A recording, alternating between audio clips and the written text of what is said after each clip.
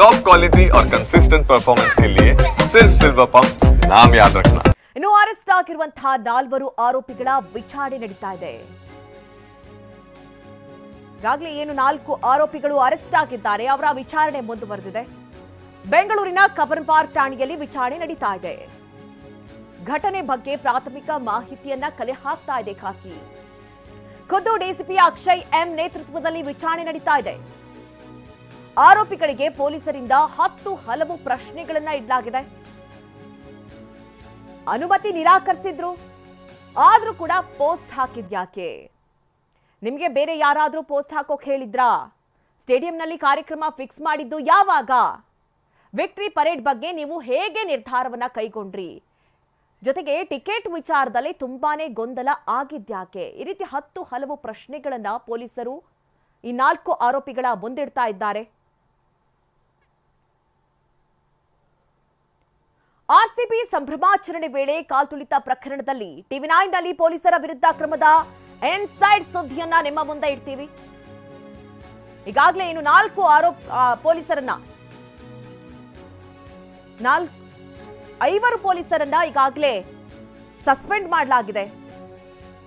ಅದರ ಇನ್ಸೈಡ್ ಮಾಹಿತಿಯನ್ನ ಇವತ್ತು ನಾವು ನಿಮ್ಮಿಂದ ಇಡ್ತೀವಿ. ಹಿರಿಯ ಪೊಲೀಸರ ವಿರುದ್ಧ ಸರ್ಕಾರ ಕಠಿಣ ಕ್ರಮವನ್ನ ಜರುಗಿಸಿದೆ. ರಾತ್ರೋರಾತ್ರಿ ಪೊಲೀಸರ ವಿರುದ್ಧ ಕಠಿಣ ಕ್ರಮ ಆಗಿದೆ. ಅದರಲ್ಲಿ 5 ಪ್ರಮುಖ ಕಠಿಣ ಕ್ರಮ ಕೈಗೊಂಡಿದೆ ಸರ್ಕಾರ. ಟಿವಿ9 ನಲ್ಲಿ ಪೊಲೀಸರ ವಿರುದ್ಧ ಕ್ರಮದ ಇನ್ಸೈಡ್ ಮಾಹಿತಿ ನಿಮ್ಮ ಮುಂದಿಡ್ತೀವಿ. ನೋಡಿ, ಒಂದ್ ಕಡೆ ಸ್ಟಾರ್ಟಿಂಗ್ ಅಲ್ಲಿ ಏನು ಪ್ರಕರಣ ಆಯಿತು, ಅದಾದ ನಂತರದಲ್ಲಿ ಡಿಸಿಎಂ ಕೂಡ ಹೇಳ್ತಾರೆ ಪೊಲೀಸರು ಅವರ ಕರ್ತವ್ಯವನ್ನ ನಿರ್ವಹಿಸಿದ್ದಾರೆ, ಯಾವುದೇ ರೀತಿ ಭದ್ರತೆ ಲೋಪ ಆಗಿಲ್ಲ, ಇಷ್ಟು ಕ್ರೌಡ್ ಬರುತ್ತೆ ಅಂತ ಹೇಳಿ ನಮಗೆ ಗೊತ್ತಿರಲಿಲ್ಲ, ಈ ರೀತಿ ಆಗೋಯ್ತು ಅನ್ನುವಂಥ ಮಾತನ್ನ ಹೇಳಿದ್ರು. ಅದಾದ ನಂತರದಲ್ಲಿ ನಿನ್ನೆ ಇದ್ದಕ್ಕಿದ್ದಂತೆ 5 ಪೊಲೀಸರನ್ನ ಸಸ್ಪೆಂಡ್ ಮಾಡಲಾಯಿತು. ದುರಂತದ ಬಗ್ಗೆ ರಾಜ್ಯ ಸರ್ಕಾರದ ಗಮನಕ್ಕೆ ತಂದಿಲ್ಲ, ಇದು ಮೇನ್ ಕಾರಣ. ವಿಧಾನಸೌಧ ಕಾರ್ಯಕ್ರಮಕ್ಕೂ ಮುನ್ನ ಗೊತ್ತಾಗಿಲ್ಲ. ಸಿಎಂ, ಡಿಸಿಎಂ ಸೇರಿದಂತೆ ಯಾರ ಗಮನಕ್ಕೂ ಕೂಡ ಇದು ಬಂದಿಲ್ಲ. ಅಂದ್ರೆ ಈ ರೀತಿ ಆಗ್ತಾ ಇದೆ ಅನ್ನುವಂತಹ ವಿಚಾರದಲ್ಲಿ ಯಾರ ಗಮನಕ್ಕೂ ಕೂಡ ಹಿರಿಯ ಅಧಿಕಾರಿಗಳು ಈ ವಿಚಾರವನ್ನ ತಂದಿಲ್ಲ ಅನ್ನುವಂಥದ್ದು.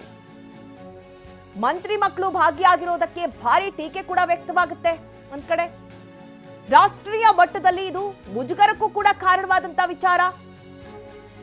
ಪೊಲೀಸರಿಂದ ಸರಿಯಾದ ಭದ್ರತೆ ಒದಗಿಸಲ್ಲ.